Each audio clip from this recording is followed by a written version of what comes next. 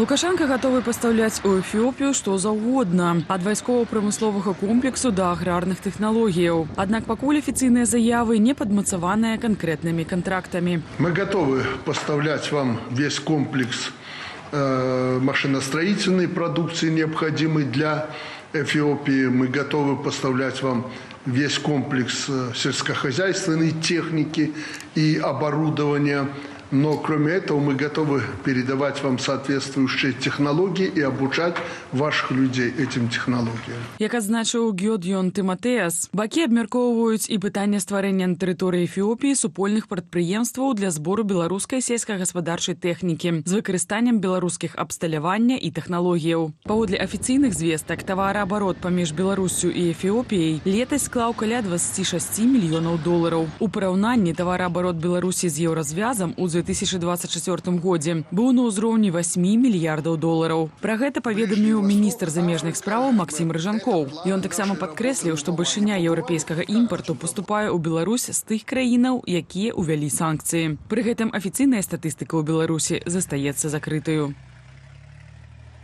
Абмяркуем гэтую тэму з Еўгенам Красуліным, палітолагам і кандыдатам гістарычных навук. Вітаем вас. Вечер добрый.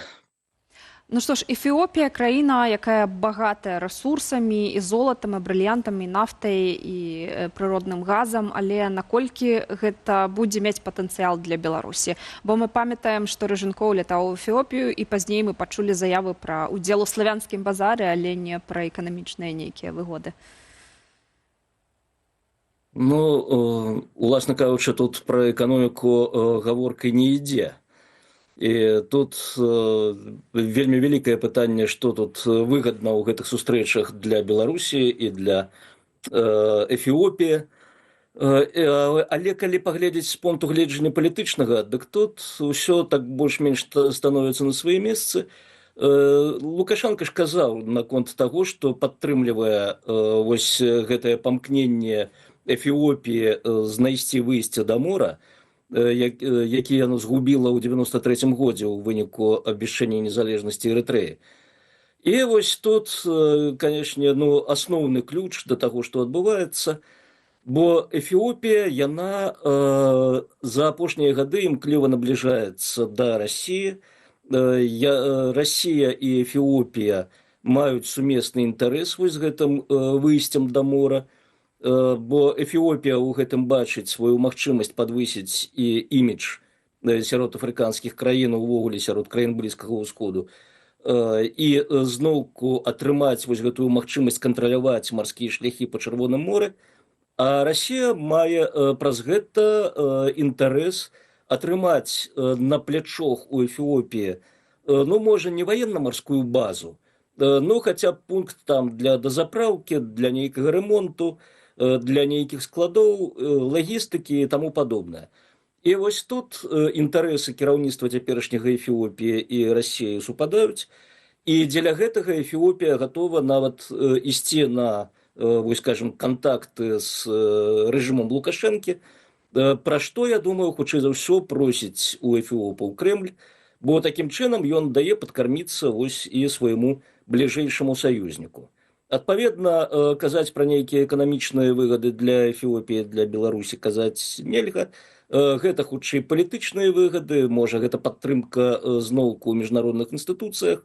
І зноўку гэта, я страшуся, падмурак для разнастайных карупцыйных схемаў, якіх даволі шмат можна назіраць у пляне супрацы рэжыму Лукашэнкі з афрыканскімі краінамі. Давайце, можа быць, тады па парадку да ўсяго. Па-першае, як Беларусь можа дапамагчы забяспечыць гэты выхад у мора? Беларусь асабліва не можа тут забяспечыць гэты выхад, затое Расія можа забяспечыць Лукашэнку магчымасць запісаць яшчэ там нейкі дыпламатычны прарыў на свой рахунак. Вось зноўку, пад які будзе тэлевізійная карцінка, пад які будуць абмеркаванні ў мас-медыа, і зноўку скажуць, што вось малойца Александр Григорьевич, ён вядзе сваю краіну падалі ад Расіі у самастойную знешнюю палітыку, хоць гэта абсалютна не будзе адпавядаць рэчаіснасці.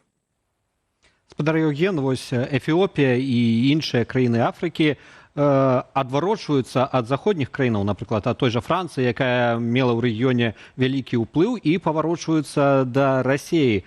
Чым гэта тлумачыцца, на ваш погляд? Чаму? То бок, якія палітычныя дывідэнды можа даць Масква, якія не можа даць, напрыклад, Парыж ці Брусэль? Ну, тут вы правакуеце, канешне, на доўгія аповеды пра увогуле праблему гісторыі Афрыкі і краін Афрыкі. Но калі коротко казаць, канешне, гэта каланіяльная спадчына, на якой пабудавана у вялікай ступені цяперашняя палітычная рыторыка ў афрыканскіх краінах.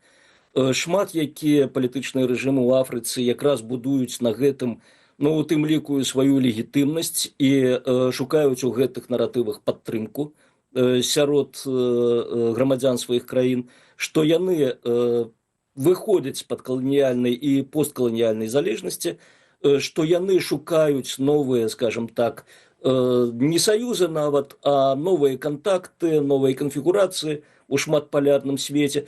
І тут Расія вельмі актыўна выходзіць наперад, зноўку са сваімі наратывамі антыкаланіяльнымі, тое, што ідзе яшчэ з савецкай спадчыны, тым больш, што там вельмі шмат старых кадраў, падрыхтаваных яшчэ ў Савецкім Саюзе.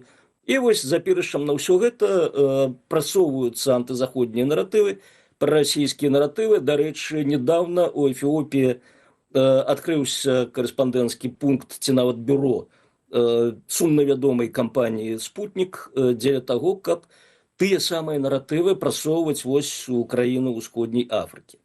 І вось, апіраючыся на гэта ўсё, Расія спрабуе муціць воду, спрабуе скідваць непажаданыя сабе палітычныя рэжымы і усталёўваць свае.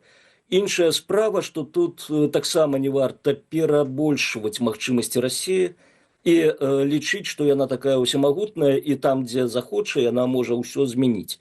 Тая ж Эфіопія, ну, я б не казаў, што гэта вельмі надзейны, вельмі прадказальны партнер на перспектыву для Расіі. Таксама я вяртаюся да Беларусі, да заяваў, якія прагучалі на гэтай сустрэчы, бо вельмі хоча рэжыму Менску выйсці на рынкі з усходняй Афрыкай, вельмі хоча пастаўляць сваю сельскагаспадарчую тэхніку, і нават вялося пра некае прадпрыемства па зборы беларускіх трактароў у Эфіопіі. Гэта ўсё гучыць для таго, каб падцягнуць увагу ад сапраўдных мэтаў, пра якія, можа быць, кажуць за закрытымі дзвярыма. Ці бачыце вы перспектывы продажы беларускай прадукцыі туды, ці яны патрэбныя ў Эфіопіі? Ведаеце, вось можна, калі ёсць вольны час, заняцца такой справай, пашукаць інфармацыю пра дастаўку тых жа трактараў, тых жа аўтобусаў з Беларусі ў афрыканскія краіны. Гэта вельмі забаўляльны такі працэс, і ведаеце, я пакуль у ім не дасягнуў поспеху, не знайшоў. Затое знайшоў на некаторых зімбабвійскіх форумах такія пытанні непаразумелыя. Слухайте, вось кажуць, там 1000 аўтобусаў беларускіх у краіну паставілі. А пакажыце хоць адзін. Чаму у асноўнай транспартнай кампаніі там усяго 50 аўтобусаў у наяўнасці, хаця гаворка ішла там пра 1000. Ось. І зноўку цікавыя можна знайсці сляды на розных рэсурсах афрыканскіх пра карупцыйныя схемы, якія, скажем так, суправаджаюць гэтыя ўсе аповеды пра пастаўкі беларускай тэхнікі ў афрыканскія краіны. Но гэта зноўку дэталі. Тут яшчэ праблема, што беларуская тэхніка, ну, калі мы паглядзім на яе так не перадузята, так, без лёзунгу «купляйце беларускае», мы зразумеем, што яна вельмі моцна адстае па сваім, скажем так, тэхналагічным развіцці ад замежных аналагаў, ад тых жа, напрыклад, бразільскіх трактараў. Я ўжо не кажу пра Джон Дыр, які даволі вялікі поспех мае на афрыканскім рынку. Так што тут, калі прапануецца якой-небудзь афрыканскай краіне там прадукцыя амерыканская, канадская, бразільская, індыйская, японская, кітайская, беларускай прадукцыі будзе вельмі цяжка, ну, скажем так, супернічаць, канкураваць з прадукцыяй гэтых краін на афрыканскім рынку. Нягледзячы на тое, што афрыканскі рынок, конечно, вельмі удзячны, вельмі ёмісты, і Эфіопія зноўку была б удзячным рынкам, калі б зноўку не перспектывы гэтай краіны.